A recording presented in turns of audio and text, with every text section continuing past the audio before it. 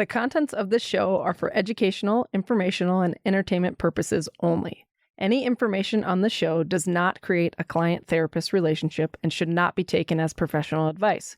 Before making any decisions regarding your healthcare, ask your personal physician or mental health care professional, or call 911 for any emergencies. We are three friends exploring connection, from the coffee shop to the podcast studio. I'm Amy. I'm Anna. I'm Erin.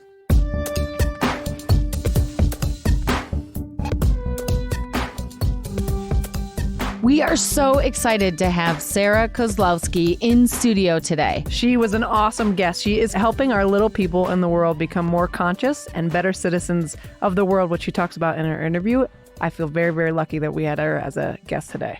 Sarah is the founder of the Kid Conscious Project, and you can find her at kidconsciousproject.com. Yes, she helps kids become better connected to themselves, to their local community, and to the global community. We need that in our world today, and she's doing something about that. So thank you, Sarah, and we're excited to talk to you. Hey, everybody, we're back in the studio. Heyo. And today we are really excited because we have Sarah Kozlowski. Nope. You got it. Yeah, you got it. Yes. All right. With the Kid Conscious Project. And thanks for being here. Yes, thanks. You. I'm thrilled to know you all. Yeah, we're excited and so excited about what you're doing for kids. So, yeah, a little background. So I heard about Sarah and her project and what she's got going on from a friend of mine who turns out plays tennis with Sarah. So, and then I reached out and we've just had like one really conversation before this. So it's fun because we we all get to know you in this podcast with our audience. So, yeah.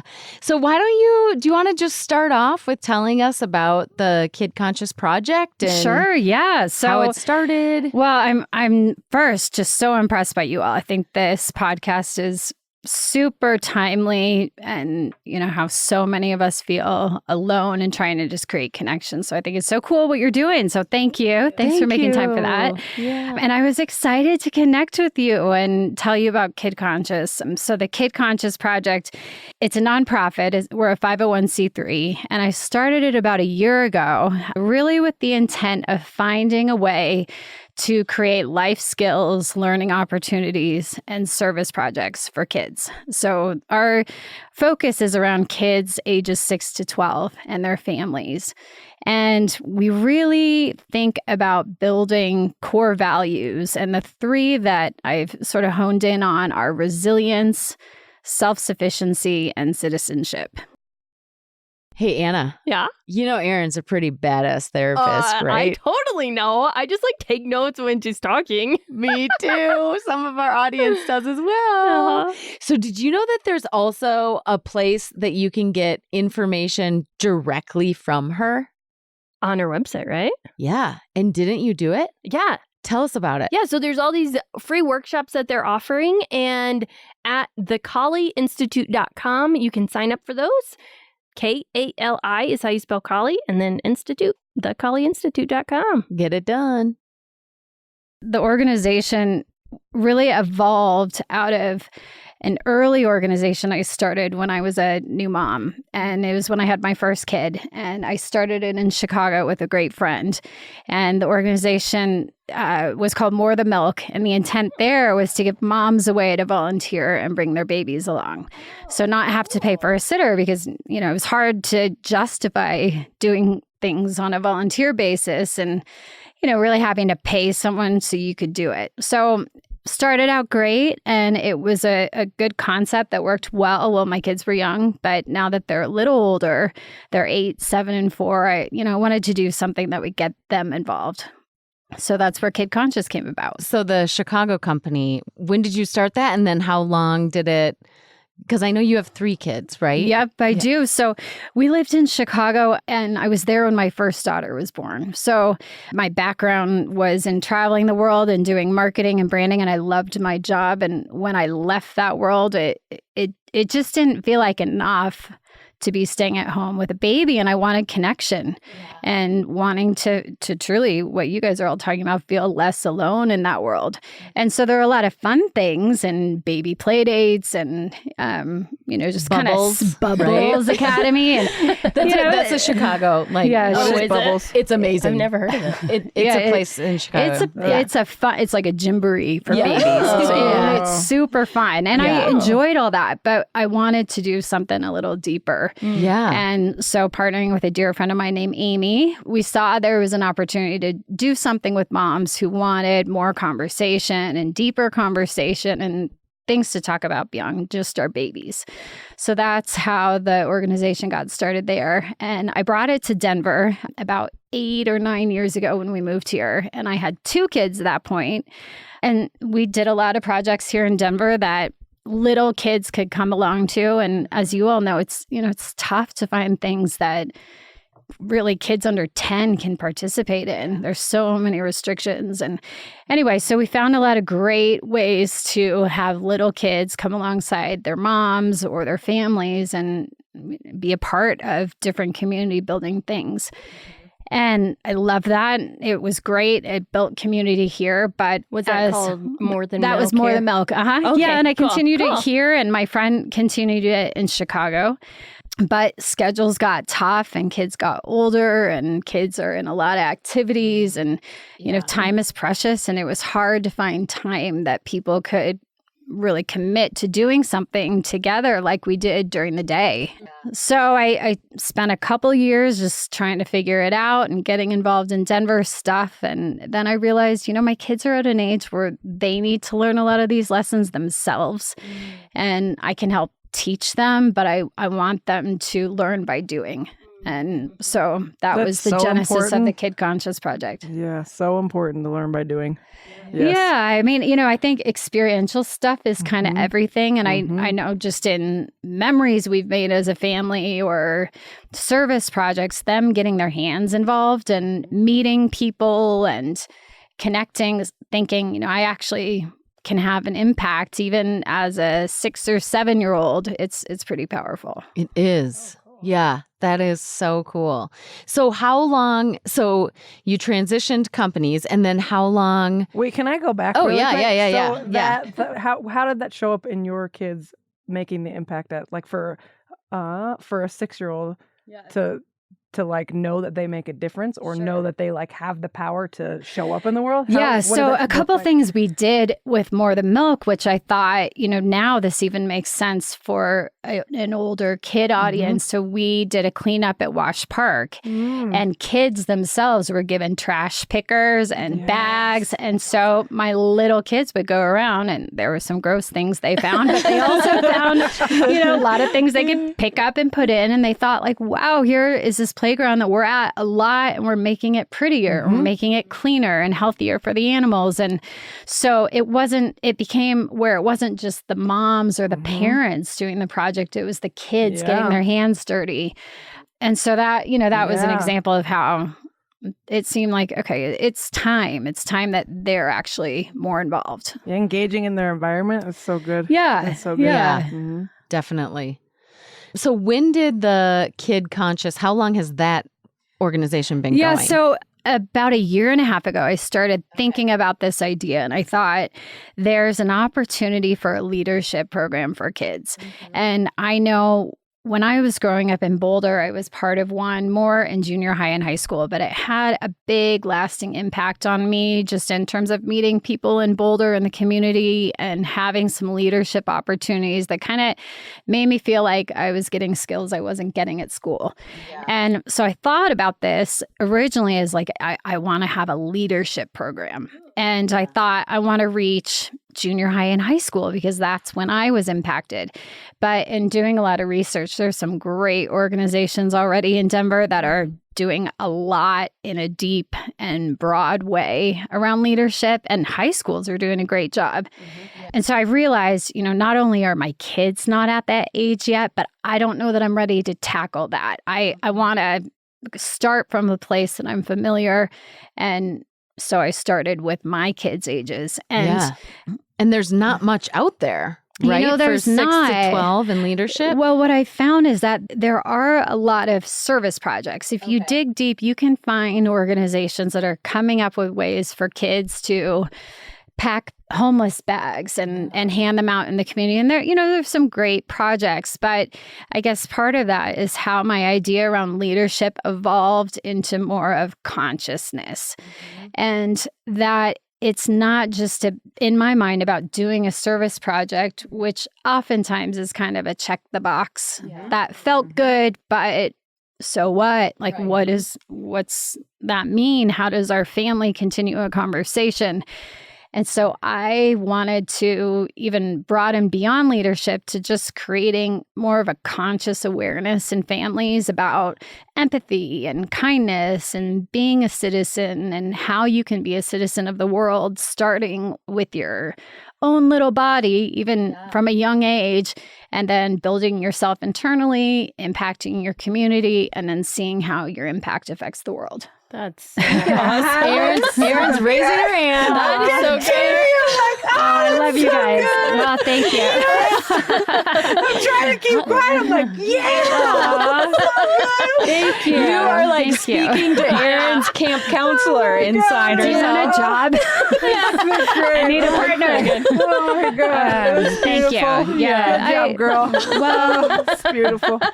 thanks. What gets you? Wait, what over there? Talk to us about those tears. Giving kids empathy and like resiliency and doing all those things early and like and bringing the conversation to the home and like more of like, sure, you can give out homeless bags, but like, what is the impact of this? And then how do you be a citizen of the world? That's what I like. You're going to make me cry. Good. That's great though. We need that because it's missing. Like, how do you then? That's like taking it the extra step. Then people get engaged in their world, and when you start that young, then kids have that. Yeah.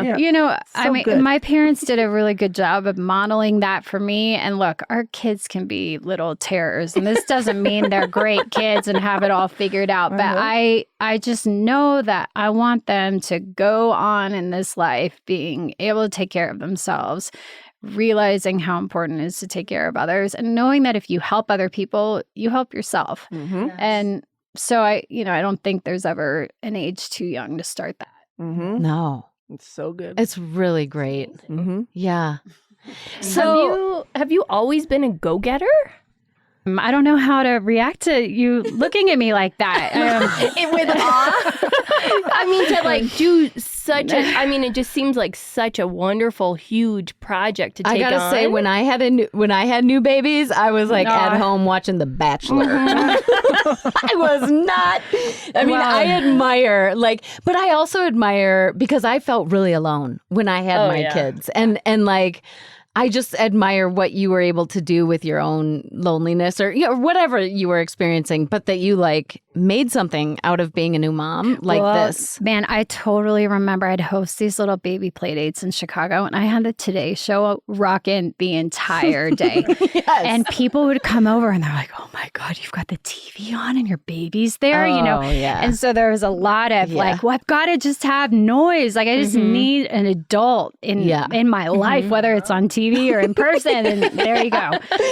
But I don't know that it's about being a go-getter.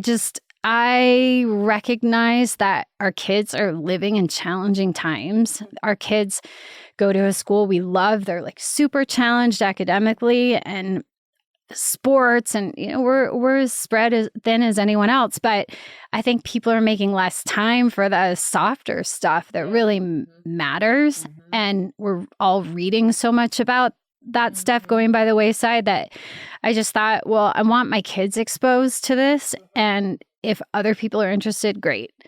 And so, out of that came this project, and really a lot of the opportunities I wouldn't be able to create for my kids without some scale, because they're different things that just require a group to do it.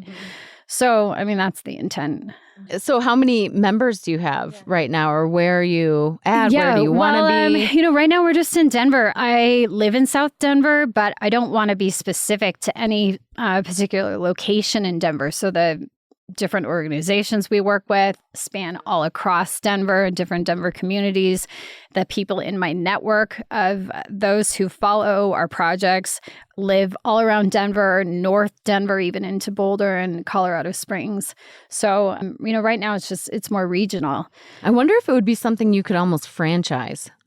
Or something similar, that's what I'm thinking about. I'm trying to pull back my friend in Chicago and get her on board. Do you do this full time? I wouldn't say it's full time. It's hard for any full-time mom to do anything full-time. And, my kids still have a lot of needs. But, it's probably a part-time thing. Kids are needy. Kids are needy. They're very high maintenance. Yeah, they're needy even when they're at school. Day is kind of short. Yeah, it really is. It's like, super that's short. Yeah. It's time to get you all ready, little guy. Yeah. Oh, my word. Yeah, it goes fast. Totally. So, half the day is just like spent getting ready for the next day, as I know you all know. So it's like a part-time thing. And, a lot of the stuff we do is after school or on a weekend, but it's a time or a time frame that I'd probably fill with something else, if not this. So it's just kind of about prioritizing. So what are some of like the favorite projects that you've done, or some that you've really had success with, or people have really gravitated towards? Or well, so this last year I kind of decided to explore 4 themes. And so the first was safety. And we did this awesome body safety class. And many of you may have heard of Feather Burkhauer. She's coming on. Yeah. So Feather's awesome. I've heard her a few times. She's powerful, powerful information. But I thought, well, I've heard her message, but I want my kids to hear the message and learn the message themselves. And so we found an organization out of the Springs called Kid Power.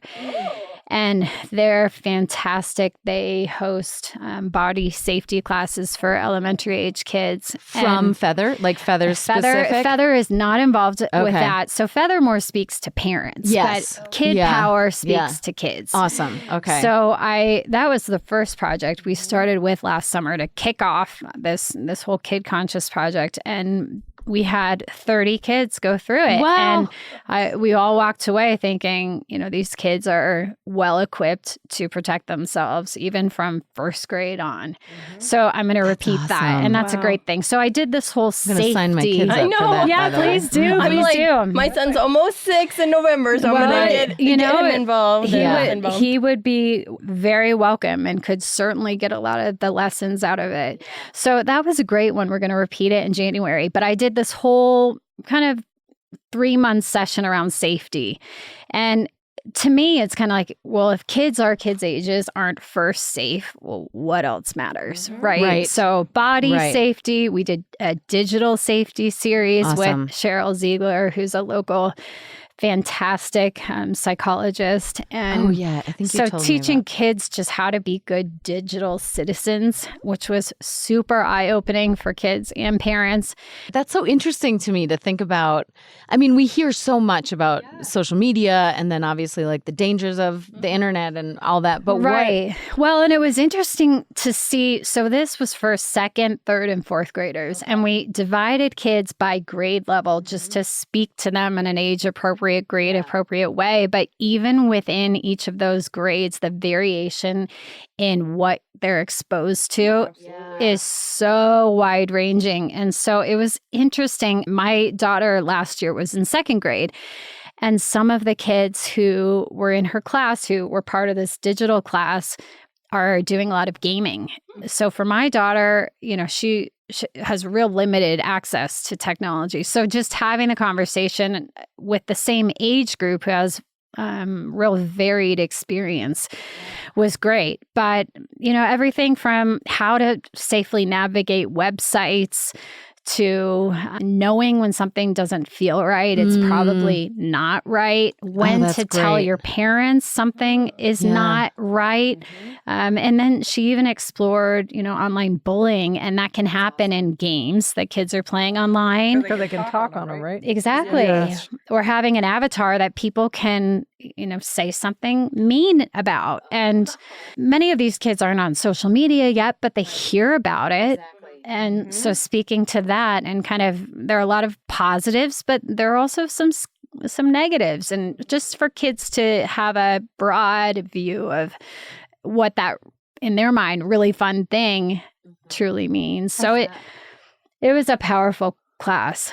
Because I feel like when we were kids, it was like, do your parents let you watch rated R movies or not? Right. And that was like the thing. Right. Pretty simple back then. The thing. And now it's like a whole, like, It's so a lot true. of stuff. You know, and one thing I learned through that is that kids in play dates, you know, oftentimes parents ask, do you have firearms at home? And now parents are asking, do you have edibles or, you know, is marijuana in the house? But it's also, what's your technology policy?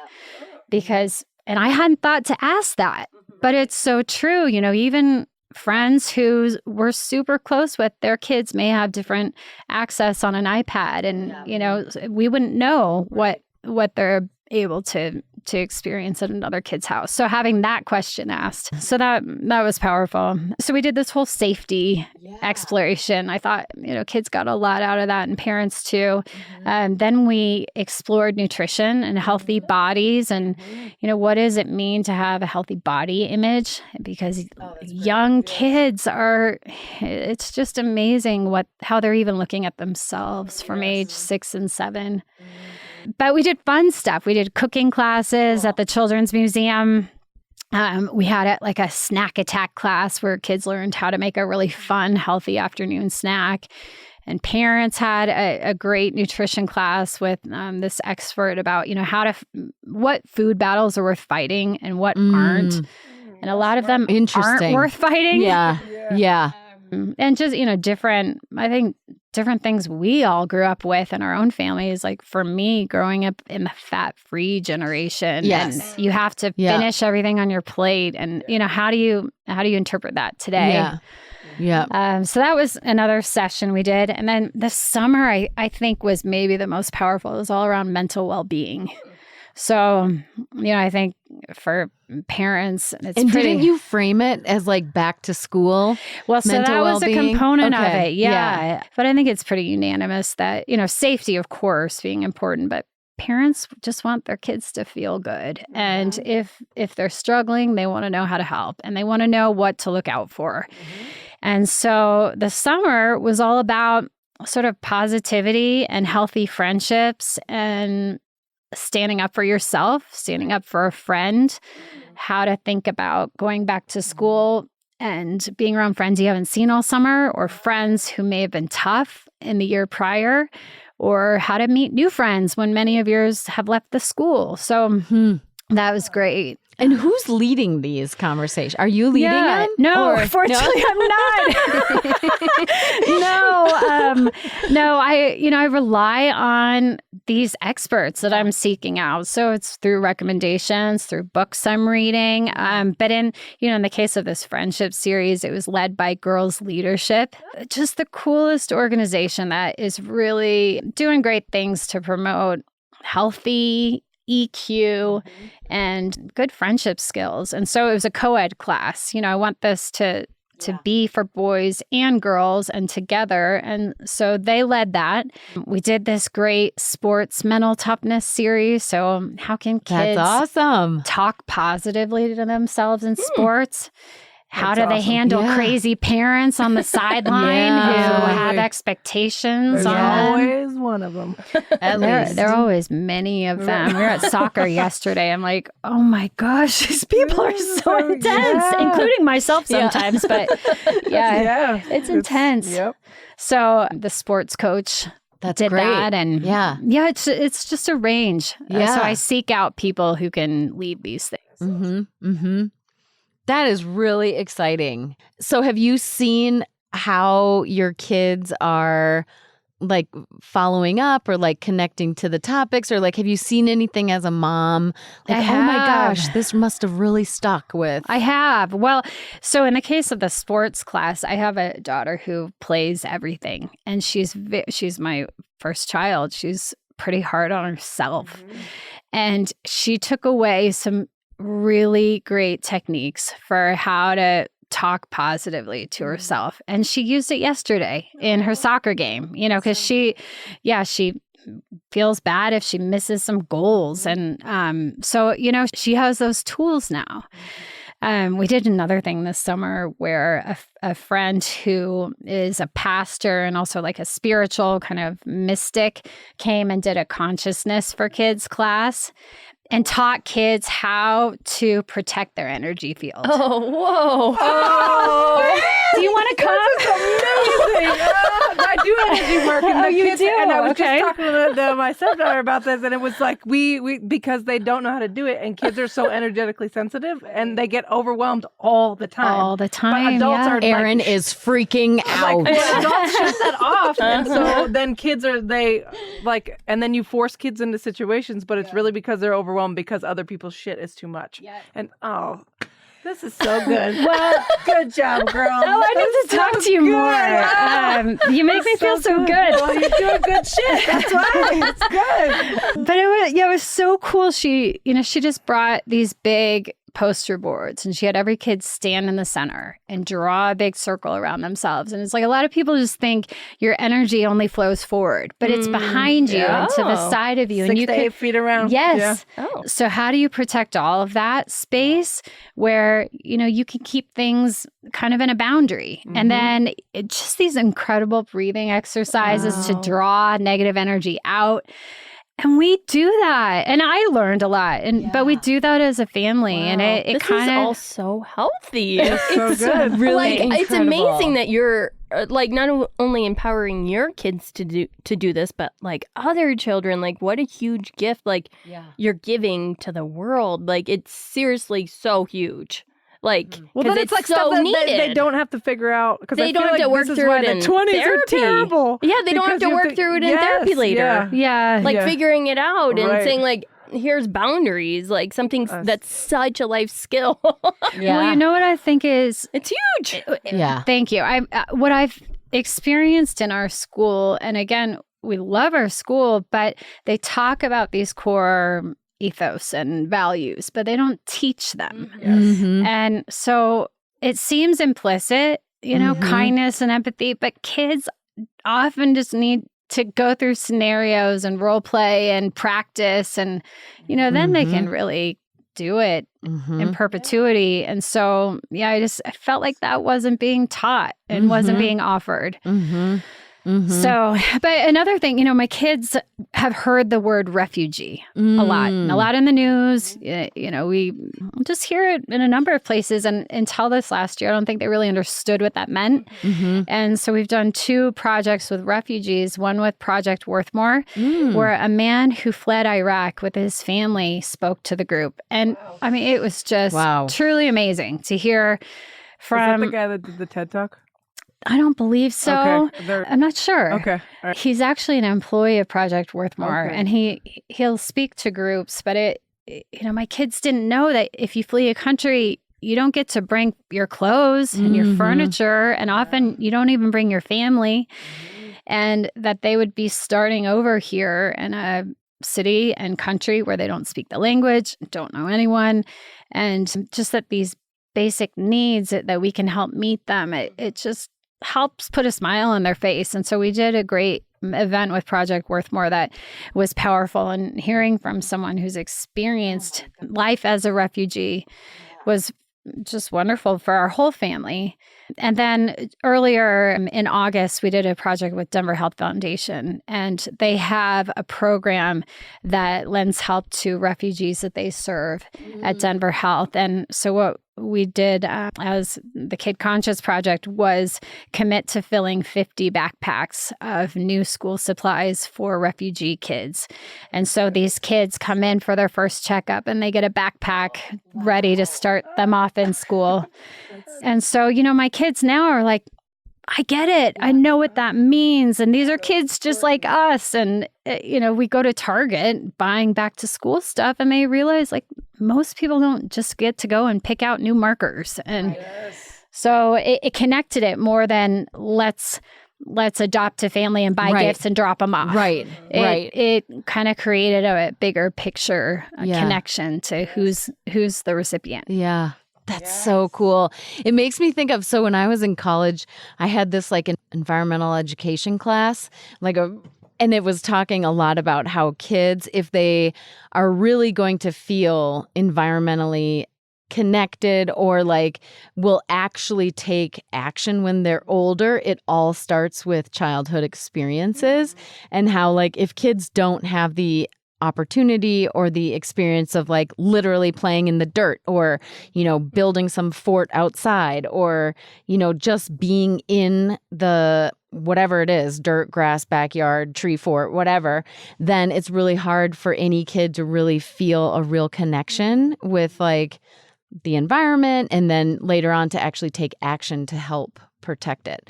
But I feel like what you're doing and your work is giving so many kids like the option to play in the dirt, you know, and so like maybe some of this stuff, it's got to really resonate and then they'll have all this personal experience. So it's just really cool. I can't wait to like Thank you. see what's happening, you know, like, Thank you. They like the link and that connection. I mean, that is so important. Like for that people to feel it in their bodies, and then they do it, and so that's great. Did you have some like pivotal moments in your own personal, like in your life, where you maybe, I don't know, saw some underserved population, or you did work with that, or like, was there anything in your own childhood or anything? Yeah, so probably one of the best opportunities I've had in my life was to learn Spanish. And as a kid, and I don't know how my parents decided they would put me in a Spanish class weekly because they didn't speak another language. It wasn't that popular growing up to learn a second language. Our kids now are in a full-time Mandarin program. So to us, language is really important. But I think as a kid, I took these weekly Spanish classes. And then my parents in Boulder turned me on to Emergency Family Assistance, which is an organization there that serves primarily Hispanic families with food and emergency shelter. And so I think as, you know, an early teen, I began volunteering there and I could actually use my Spanish. Yeah.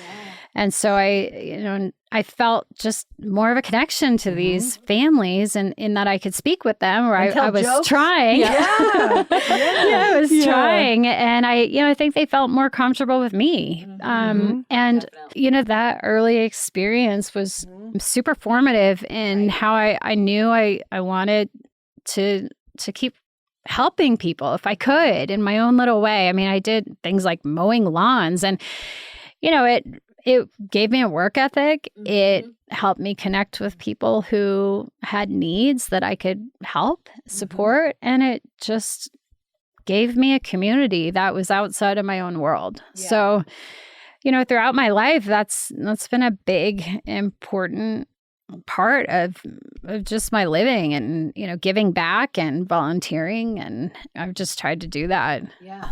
Yeah. It's like real learning. Yeah. You know, I think a lot of people, money is important, certainly important to give, but time and like truly making connections with people is so impactful. So, you know, it's important to me. Yeah. What did you study in college? Spanish. Oh, I you was did? a Spanish major. Okay. Yeah, Spanish and communications. Okay. Yeah, I went to Vanderbilt and I ended up going abroad to Madrid, and it was probably the most memorable time of my whole college experience. Loved it. Did you were in Madrid? No. Well, our school had, so I visited, but I wasn't. That was kind of a train wreck during that. Let's be honest. It was real fun. I did my overseas actually in China, so I spoke Mandarin. Did? Yeah. Wow. Do you speak it now? No, this was in 97. I was in this was a different. I mean, I would love to go back because obviously the country has changed dramatically since I was there. But yeah, I was also more of a train. Yeah. But it was amazing. That's so cool you did that. Right, I didn't know anyone who spent abroad time in China. Like when I was in college, pretty rare. Pretty amazing. Yeah. I went to Lewis and Clark for my first couple years, and they, you know, just their big thing is study abroad, or it was then. So yeah, I just knew a few people. I went with like 10 10 other classmates, Nice. Yeah. You must have stood out. I did. Just a little bit. Yes, I did. Yes, With the blonde hair. People would come up and touch my hair, literally. And oh, yeah. Yeah. It was definitely an eye-opening. I mean, how awesome is that to be able to go to a foreign country and live there, like spend significant, more than just traveling there. How long were you there? I was there for 3.5 months, so like a semester. Mm-hmm. And we were able to, do little like weekend excursions and, take train rides and learn, it is. It's so great. And then just to think about, I don't know, like how you get to know the world, like your perspective changes so much, So, because part of you have a component of like, so it's kind of self, local, and then world, right? And what are you doing for kids to feel a connection to the world, or does that get too big? Well, it gets talked about. Not every project touches on each of those aspects because my core mission is to develop the kid, and leadership and empathy from the inside out. But in the case of many things like our refugee projects, they are certainly looking at the topic from a world perspective. And I offer articles and other resources where kids can walk away with their families and continue the conversation at home. We just did a project with Englewood Community Garden. So we harvested the garden and supplied it to a local food bank. And then someone from Denver Urban Garden came and talked about composting. Oh, yeah. And so it sparked a conversation just about food deserts and how the globe is handling these issues and, the importance of growing your own food if you're able to and who that can help. And so I think touching on these broader global topics and then providing resources to, have more family conversation. Mm-hmm. So do the parents have a session simultaneously as the kid, or how does Every project really varies. In some cases, the parents are invited to participate alongside their kids, as was the case in the garden. But often these seminars or classes are more for the kids, and then parents will come back for the last 15 minutes and learn what their kids learned and what are some of the key takeaways, and they're able to ask questions and just get some real examples of the work that they can hopefully continue at home. Right. That's so great. Have you worked directly with any schools or? No, not really. And that's part of a model I'm considering. And I'm trying some things just at our own school to promote this. And I'm not sure that could be one route. But part of it is just also finding a diverse community outside of our school that I want our kids to participate in. And I think there's value in them doing things with kids they don't know. Yes. Because there are few opportunities for kids to forge relationships in a new way. And so right now I like that kids are from a whole lot of schools. Mm-hmm. How do you figure out what the next project's going to be? Or how do you keep the ideas of that? Or find the context? Do you have any ideas? Oh, do we ever? I need you. Yeah, I want your ideas. I try and have a really open dialogue with the people in the community that subscribe to my newsletter. So I'm always looking for input. Anything, what is that? Let's just quick do a shout out, and we'll do one at the end too. But where can people sign up for the newsletter? So the best place is on kidconsciousproject.com. And so right away, if you'd like to subscribe to the newsletter, there's a spot to do so. And then I communicate a couple times a month with the community. We're also on Facebook, and all of our events are posted on Facebook. And then we have an Instagram presence, so we can connect in any of those ways. And our projects are all listed on the website, and you can sign up directly through there. But I want feedback. I want input from people. This last year has been kind of trial and error. Unfortunately, most all of the projects have been really successful, have been full, and I'm getting great feedback that kids are getting a lot out of them. So in some cases, I think some will be repeated, but my mission is to focus on the 3 core values that I talked about. So self-sufficiency, resilience, and citizenship. And as you can imagine, within those topics, there's a whole lot of places you could explore. Mm-hmm. So, yeah. Definitely. So how is it funded? You know, most of the projects are, if they are fee-based, it's a very low fee. So between $10 and $20. So, and that just goes to the project. I have a few individual donors and I'm seeking grants. And then I also have a membership program, and I'm calling it really now more of a contributor program because funds are necessary to keep a lot of this going. And these experts are asking for high hourly rates to come and speak to our group. So through this membership program, which is, I think, pretty reasonable. But for $25, the entire family for a year gets 10% off any fee-based project, so a 10% discount, and then first access to all new projects to sign up. That's great. That's great incentive. Yeah. And really reasonable. Yeah. $25 for the year. I know. Yeah. I think I spent $25 on Amazon driving over here. So, I know. Yes. I mean, yeah. So hopefully it feels reasonable, and I have found that the people who are subscribing as members are really those who are pretty committed. And if they aren't able to participate, they're active engagers. And so that's creating even a deeper community within. So what were you like as a kid? I was super shy. Okay. Yeah, I was really shy. I was really into sports. I'm a tennis player and love to ski.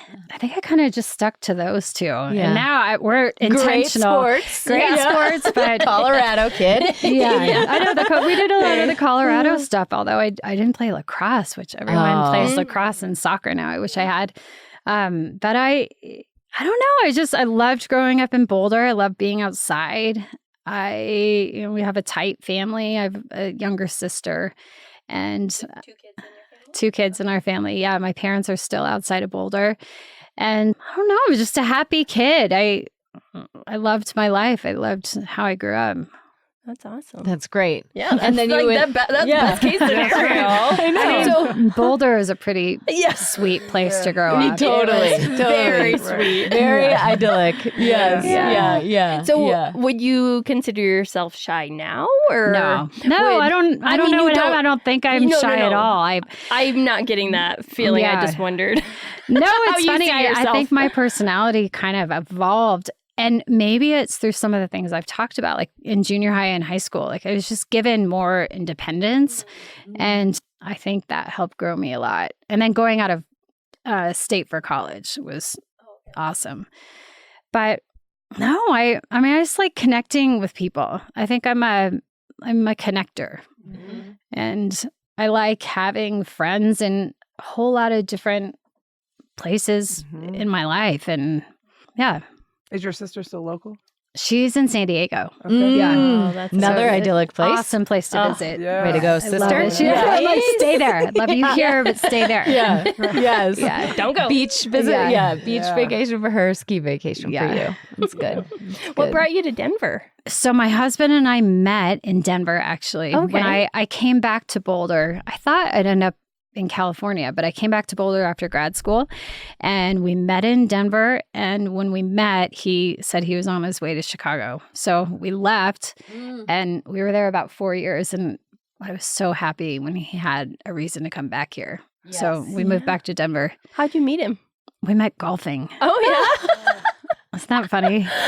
It was, yeah. So I guess that makes sense. How'd that go down? I know. Well, he and I are both originally from Indiana. And we started a conversation about that. And he was traveling internationally a ton for work, as was I. And it seems crazy to think about because our life isn't like this now. But I think our third date was in Africa. Oh my God. Yeah. He was there for a conference. Well, I mean, in Africa again, like life for is dinner. not like that now, but it was great because that was what my job was just traveling so you all just over. happened to be in Africa We at the just same time? happened to have a work reason for both of us to be there at the same time. And so it was kind of like, Well, whoa. that's a good story. Seems it's meant to be. If that's going to happen, right? What was the date? What was the date of that? It was. No, like, what did you do on the date? Oh, what was the date? I was like, I'm like, well, geez, I don't remember the date. well, back when I'm like, Let me get on my calendar. Yeah. So, we each had. So I was working with Coke, and I did a big project with Fanta, and he had this like mining conference, and then afterwards we decided to take a week safari.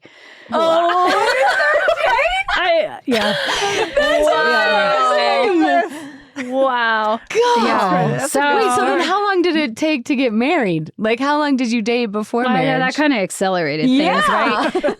Well, then we moved to Chicago, and we were engaged like the next summer. And so it went pretty. We met each other in our mid-30s, and it was like, all right, Yeah. time to go. You know? So it worked out. That's awesome. That's a really good story. That's a great story. Yeah. My cheeks are hurting from smiling. Yeah. Yes. I know. I mean, it seems like it was a different life because life doesn't look like that now. Yeah. We're like, but how cool though that go to the you zoo. I mean, different, a little different. Different safari in Africa versus the Denver I wonder Zoo. though if you'll like pick that up again later in life since you were That'd be both so great. traveling so much. Like I just wonder if like, once the kids are out of the house. Yeah, that would be so great. Yeah. We did our 10-year anniversary this summer, and so we went to Italy. And Congrats. that was That's awesome to With get the away kids again. or without? No Oh, kids. that's That's nice. great. No. Nice. A lot of grandparent help, no kids. Oh, that's Wow. great. Congrats on 10 years. Thank you. So, like with Kid Conscious, the Kid Conscious Project, or just in your life in general, what are you most proud of? I mean, I'm most proud of my family. Oh. I am so proud of my kids. I'm proud of my marriage.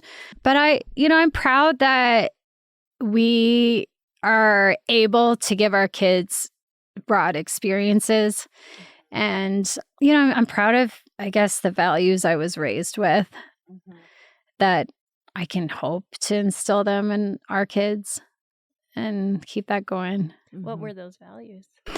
Well, I think it's the things I'm trying for here, being self-sufficient and, we were raised in a great environment, but still like knowing how to take care of things for ourselves and, being able to live abroad and navigate a train system and read a map in a foreign language and, a lot of things that I just don't hear kids talking about anymore. So like self-sufficiency, I think being resilient is something I was taught growing up, and it's hard now to get tough feedback, and you have to just constantly work through being resilient, even as an adult, and feeling alone in environments or feeling like you're missing out on something. I mean, I experience all that still, but that's a core value I'm just still trying to teach, and then of course giving back.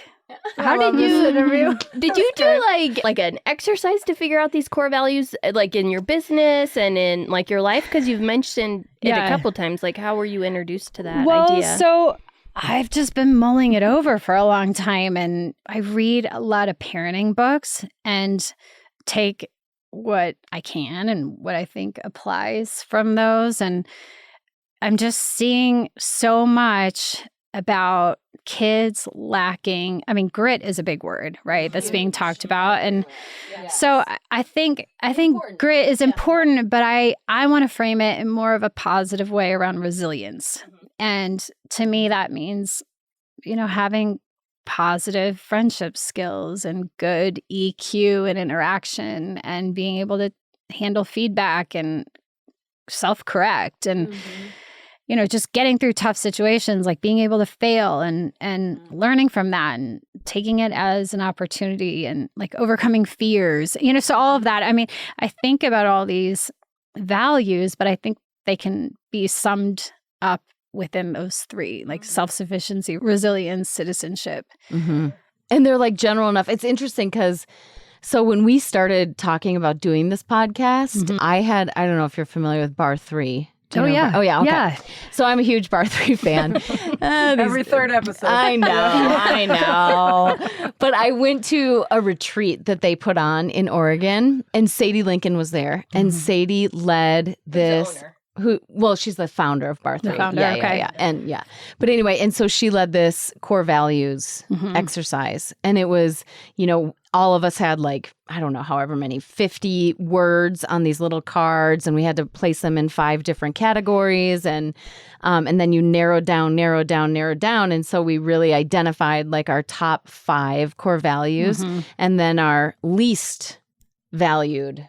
Oh, interesting. Our yeah. least valued values, something like that. Yeah. Anyway, so I was so energized after this retreat, and I started actually with Jenny and hi Jenny, and Aaron and Anna, and we started this like kind of. I was thinking like, let's do this like business growth. I don't even know what it was, like a workshop, but we were fired up about it. We were fired up about it. And I led them all in this. I duplicated the experiment or the exercise, and I led them into the core values exercise.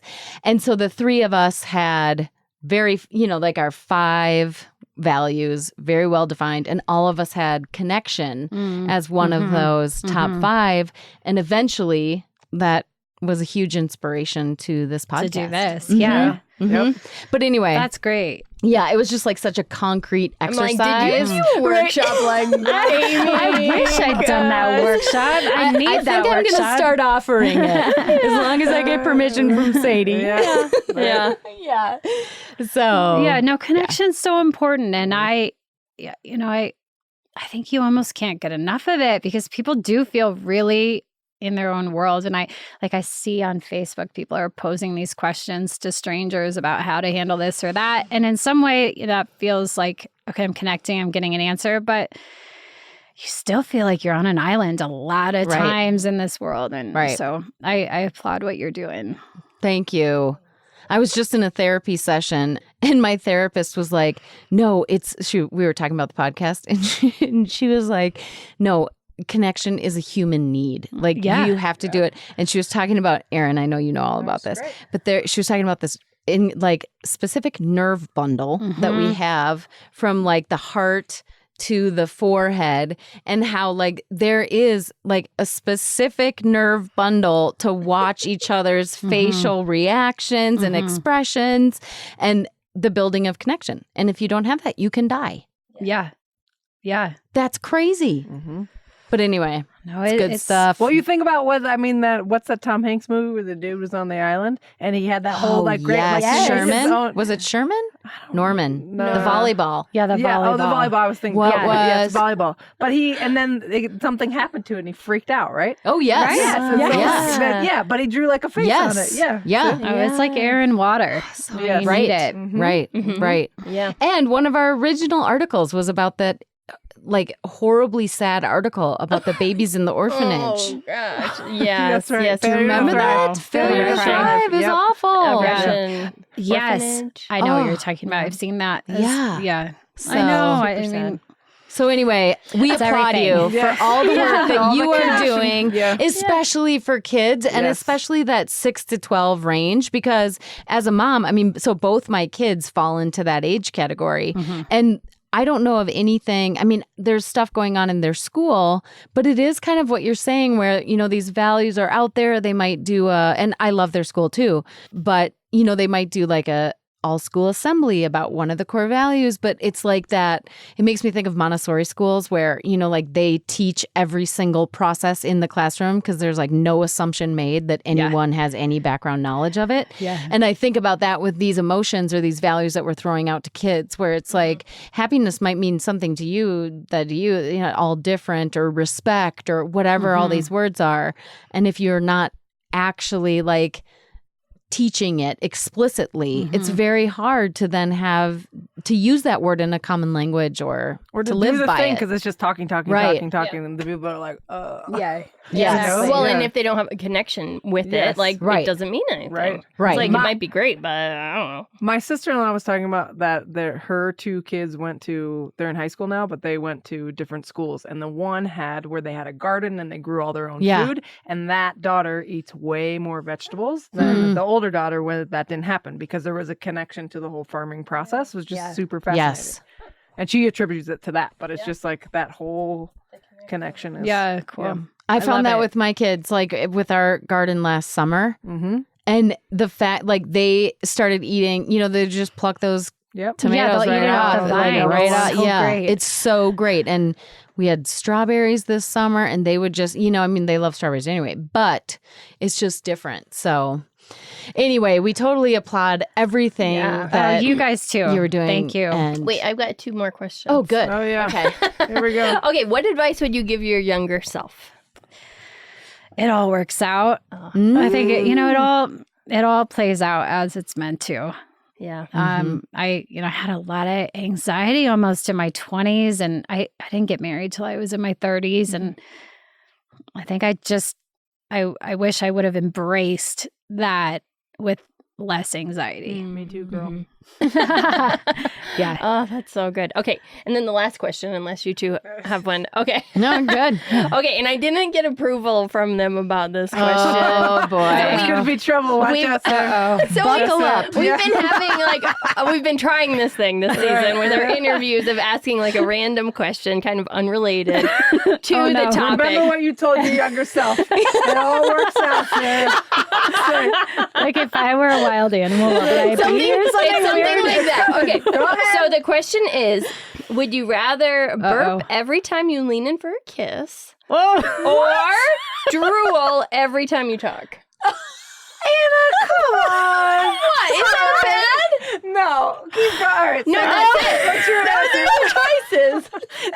Okay, they're not going to let me do this. All right, Sarah. I found it on the internet. Good. We can ask a different No. one. I'm It's totally great. asking my kids this tonight. This Yeah. It's so funny. It's so funny. This is what Anna's I didn't pro get at this. approval. Yeah, Which is probably That's okay. You would have said no. You're like, no. What? They're both looking at me like, Anna, really? I mean, which would you rather? I'm thinking burp. Oh my god. Okay, so if you're, I would probably say burp too because like You're talking a lot. Think about how much Right, drool exactly. would be It's coming. just a mess. It would be a huge mess. Clothes You'd changing. have to have a towel with you at all times. But you would have to have a pretty accepting partner that you're about to kiss every time. Yeah. Especially if you're like just pop burping a in there. mint. Pop a mint. At least they would know the deal. It's like, here we go again. Here's the burp. We've already know that we know this is going to happen. Or you just kind of turn away and then you go in. Exactly. Yeah. There are definitely workarounds to the burp. Yes. I can't wait to hear what you come up with next. I'm tuning in for that. Yeah. Oh, this one. Good job, Anna. All right, everybody. Listen, you can find Sarah and the Kid Sarah Conscious. with an H. I've heard with Sarah's, it's very important to distinguish if you have Okay. an H or I not. have an H. Yes. Yes.